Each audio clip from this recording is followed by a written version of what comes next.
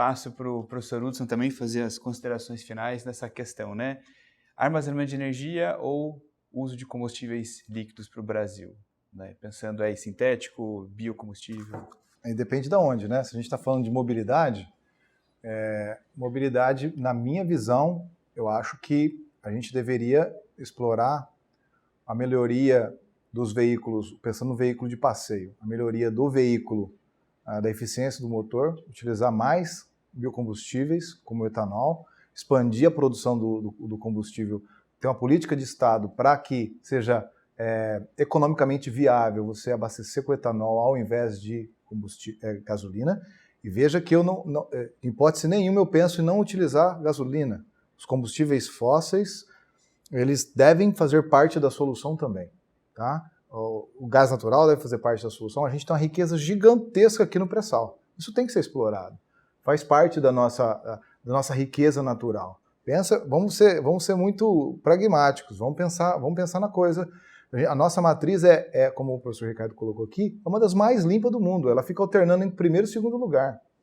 Então, e os locais onde a gente emite CO2 estão bem determinados, no manuseio de terra e na desmatamento. São os lugares onde a gente mais emite CO2. Então a gente tem que atuar nesses pontos. Então, na minha visão, a nossa capacidade de atuar, de resolver o problema é tirar o diesel em partes, a nossa dependência do diesel do exterior em partes, do maquinário agrícola, dos caminhões, dos trens, e a alternativa que eu vejo que é mais viável é a gente usar combustíveis a etanol, biocombustíveis, biometano para isso. A questão é que não tem para toda essa frota, a gente não tem capacidade, então a gente tem que crescer e aumentar essa capacidade de biocombustíveis. Assim como a gente vai aumentar a nossa capacidade de produção de baterias. Aí eu digo, quando eu estou fazendo esse discurso aqui, eu estou falando, o lugar onde a gente emite por volta de 1 milhão de toneladas, 10% disso daí é veículo a combustão a gasolina. Então, pensar em descarbonizar o veículo a combustão a gasolina, outros 10% é o diesel. Pensar em descarbonizar esses veículos a diesel, eu acho que é aí que está o ponto. Agora, como fazer? A minha visão é o biocombustível tem um papel super importante. As baterias também. Se a gente tiver acesso às baterias com a matriz elétrica limpa nossa, a gente pode ter uma emissão de CO2 por quilômetro rodado mais baixo, né? Na hora de abastecer, se a gente pensar do poço à roda. Mas ainda vem a questão das baterias sendo produzidas na China. Se a gente pensar do berço ao túmulo, desde a bateria ser produzida até a reciclagem dela, a gente espera que a economia seja circular e não vá para o lixão, não seja linear. Então, aí é fundamental que a gente produza essas baterias em um lugar limpo, porque o discurso, na minha visão, o etanol, os biocombustíveis vão emitir ali por volta de 10 gramas equivalentes de CO2 por quilômetro rodado. A bateria ele vai emitir de 60 a 100. Então ele vai emitir muito mais. Porque se a gente pensar do berço ao túmulo, não do poço à roda. Porque se você pensar do poço à roda é onde você abastece o veículo. E a bateria já veio lá com a pegada de CO2, essa pegada de CO2 tem que ser incorporada na conta. Senão a gente não tem parâmetro apropriado para medir, né? Se a gente olhar só do berço ao túmulo, quer dizer, do poço à roda, que é onde a gente está carregando até a energia chegar na roda, aí o veículo a elétrico é muito melhor. Mas muito melhor. E eu digo que tem vantagens, mesmo olhando do berço ao túmulo, se você produzir a bateria no lugar apropriado. Mas aí que está outro ponto. A gente viu agora recente em matérias aí, né, a China reduzindo a emissão de particulados absurdamente. Né? A China prometeu que em 2060 vai chegar ao net zero.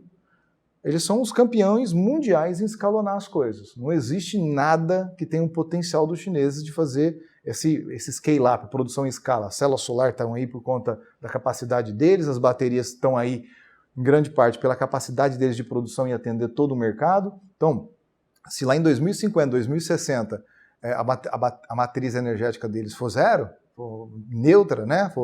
Não tem emissão absoluta, né? Então, aí nesse caso, lá em 2050, 60, lá por ali, aí é comprar a bateria da China comparado com os combustíveis fósseis, biocombustíveis, aí faz sentido pensar em emissão, a gente analisar ali quantidade de CO2 emitido por quilômetro rodado. Aí eu acredito. Mas como eu tenho certeza que não vai ter etanol suficiente para todo mundo, como não vai ter bateria para todo mundo, volto à história. A gente deve colocar o veículo elétrico também como um papel da solução. Aonde a gente vai colocar ele? Vai colocar em cidade pequena? A gente tem que colocar lá em grandes centros. São Paulo, com a emissão, com aqueles particulados, com tanto veículo rodando, sei lá, mais de 13 milhões de veículos rodando na cidade, você tem que colocar lá. É lá que faz, na minha visão, né? Tem que ter a coisa tem que ser meio organizada para que a gente concentre esses veículos, ou seja, a gente incentive que esses veículos vão para esses lugares onde você tem uma poluição bastante considerada do ar. Se você lembrar, lá tudo começou lá em Los Angeles, 1960, 70, quando você tinha as pessoas com aquela poluição gigantesca, eles começaram a controlar a emissão no escape. Então a gente volta novamente a esse problema de saúde que tem na China, está reduzindo, tem nas grandes centros do mundo inteiro. Então eu acho que soma. Legal. Muito obrigado, professor. E lembrando que, né, a gente estava falando aqui bastante de emissão de CO2, mas poluição é muito além disso, né? A gente tem vários outros, né, do que sai do escapamento de motor a combustão, que vai muito além de CO2, que o CO2 não seria tão prejudicial, por exemplo, só na nossa saúde, mas sim, né, no aquecimento global, né? O aquecimento global com certeza é a molécula que a gente mais fala. Bom, chegamos ao fim, então, né, da nossa primeira sessão aqui de debates, né? Gostaria de agradecer enormemente, novamente, né, ao professor Ricardo, ao professor Hudson, por terem disponibilidade de estar aqui nessa manhã com a gente, né, debatendo um assunto tão importante como diferentes aspectos da transição energética, como é que a gente enxerga essas tecnologias, como é que a gente vê o tempo de implementação, que muitas vezes a gente tem tempos distintos. Transições são importantes, porque senão a gente não chega lá, né? Então, gostaria de agradecer bastante a presença de vocês novamente aqui e muitíssimo obrigado. Obrigado a você, gostei muito. Obrigado, Ricardo. Obrigado, Gustavo. Satisfação estar com vocês aqui hoje.